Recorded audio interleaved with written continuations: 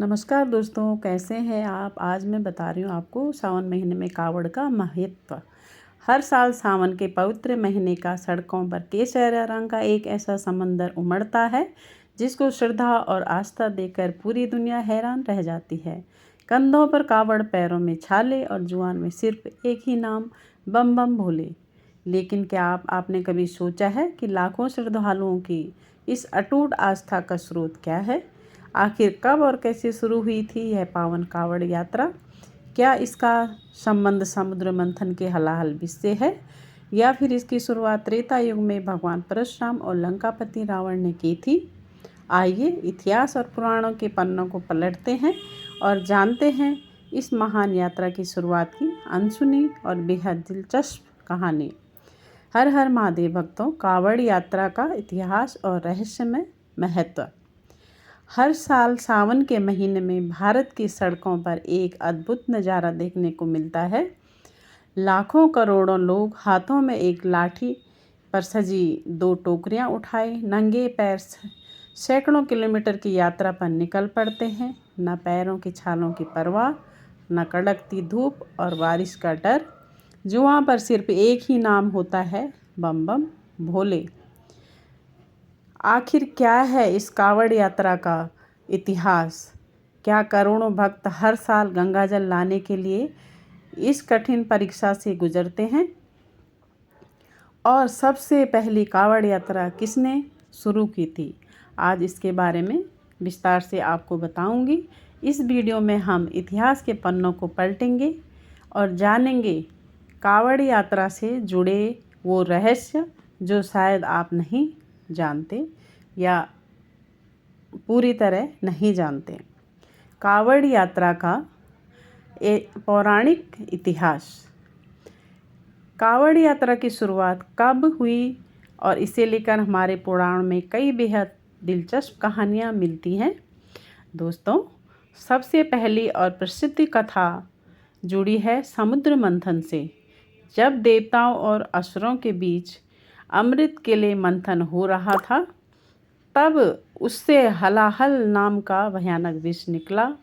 ब्रह्मांड को बचाने के लिए भगवान शिव ने उस विष का अपने कंठ में समा लिया था, जिससे उनका नाम नीलकंठ पड़ा। लेकिन विष की गर्मी से महादेव का शरीर तपने लगा। तब देवताओं ने उन पर पवित्र गंगा जल छिड़का ताकि उनका कंठ शांत हो सके। माना जाता है कि यहीं से सावन में शिव भगवान को गंगाजल चढ़ाने की परंपरा शुरू हुई थी। लेकिन पहली कावड़ किसने उठाई थी, इसे लेकर 2 मान्यताएं और हैं। कुछ पुराणों के अनुसार परम शिव भक्त रावण ने पहली बार कावड़ में गंगाजल लाकर पूरा महादेव बागपत में शिवजी का जलाभिषेक किया था। वहीं एक अन्य मान्यता के अनुसार भगवान परशुराम ने गढ़मुक्तेश्वर से गंगाजल लाकर पूरा महादेव में ही शिवलिंग की स्थापना की थी और उनका अभिषेक किया था। इतिहास में कावड़ का एक और बेहद और ख़ास संदर्भ मिलता है। त्रेता युग में माना जाता है कि मातृ पितृ भक्त श्रवण कुमार ने सबसे पहले कावड़ का इस्तेमाल किया था।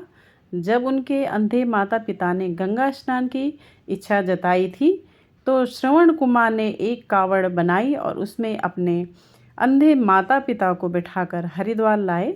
उन्होंने वहां से लौटते समय गंगा जल भी साथ लिया और अपने माता पिता को स्नान करवाया। कई विद्वान मानते हैं कि इंसानी रूप में श्रद्धा और समर्पण की यह पहली कावड़ यात्रा थी और यहीं से कावड़ यात्रा का प्रारंभ हुआ था। कावड़ यात्रा सिर्फ एक धार्मिक यात्रा नहीं है, यह मन, वचन और कर्म की शुद्धता की सबसे कठिन परीक्षा है। इस यात्रा के नियम इतने कड़े हैं कि एक आम इंसान के लिए इन्हें निभाना किसी तपस्या से कम नहीं है। यात्रा के दौरान कावड़ को कभी भी सीधे जमीन पर नहीं रखा जाता। अगर कहीं रुकना हो तो इसे स्टैंड या पेड़ की डाल पर टांगा जाता है। यात्रा पूरी होने तक नशा, मांसाहार और यहाँ तक कि तामसिक भोजन, प्याज, लहसुन पूरी तरह वर्जित होता है। बिना चमड़े की वस्तुओं जैसे बेल्ट है, जूते, ये सब नहीं पहनते। नंगे पैर पैदल चलना होता है। लेकिन इस यात्रा का सबसे सुंदर महत्व समानता। यहाँ अमीरी, गरीबी, जाति पाति का भेदभाव खत्म हो जाता है। हर कोई एक दूसरे को सिर्फ भोले या भक्त कहकर बुलाता है। यह यात्रा इतनी अहंकार को चूर चूर कर देती है, इंसानी अहंकार को चूर चूर कर देती है। क्या आप जानते हैं कि कावड़ भी कई प्रकार की होती है? पहली होती है सामान्य कावड़, जहाँ भक्त आराम करते हुए यात्रा पूरी करते हैं। दूसरी है खड़ी कावड़, जिसमें यदि भक्त आराम करता है तो दूसरी को कावड़ अपने कंधे पर थामे रखनी होती है, यानी कावड़ हिलनी नहीं चाहिए। और तीसरी सबसे कठिन होती है डाक कावड़। इसमें भक्त बिना रुके लगातार दौड़ते हुए एक निश्चित समय के भीतर शिव मंदिर पहुंचते हैं। जब तक जलाभिषेक न हो जाए वे रुकते नहीं हैं।